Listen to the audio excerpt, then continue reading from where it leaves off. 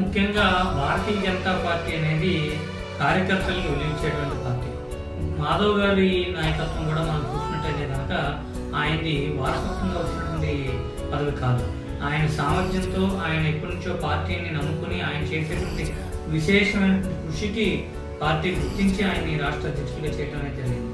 కాబట్టి ఆయన ఏదైతే ఏబీవీపీ నుంచి మొదలు పెట్టారో ఆయన యొక్క ప్రస్థానం, ఆయన అంతకంటే ముందు మొట్టమొదటి బీజేపీ రాష్ట్ర అధ్యక్షులుగా కూడా ఉన్నటువంటి ఆయన తండ్రి గారు చలపతిరావు గారు ఏదైతే ఉన్నారో ఆ విలువల్ని కొనసాగిస్తూ ఆయన నేడు పార్టీని వర్కులెక్కిస్తున్నారు ఆంధ్రప్రదేశ్ రాష్ట్రంలో. ముఖ్యంగా ఈ గడిచిన 6 నెలల్లోనే 2 సార్లు రాష్ట్ర స్థాయి పర్యటన చేయడం అనేది జరిగింది.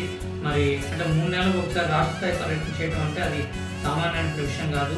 ఎందుకంటే ఆంధ్రప్రదేశ్లో ఉన్నటువంటి పరిస్థితులు, అలాగే కూటమి ప్రభుత్వంలో మనం ఉన్నాం కాబట్టి, భారతీయ జనతా పార్టీ ఉంది కాబట్టి మొట్టమొదటిసారిగా సెప్టెంబర్లో సారథ్యం అనేది ఆయన రాష్ట్ర స్థాయి కార్యక్రమం చేసి అత్యంత ఘనంగా భారతీయ జనతా పార్టీ శ్రేణులన్నింటినీ కూడా ఉత్తేజపరుస్తూ ముందుకు సాగారు.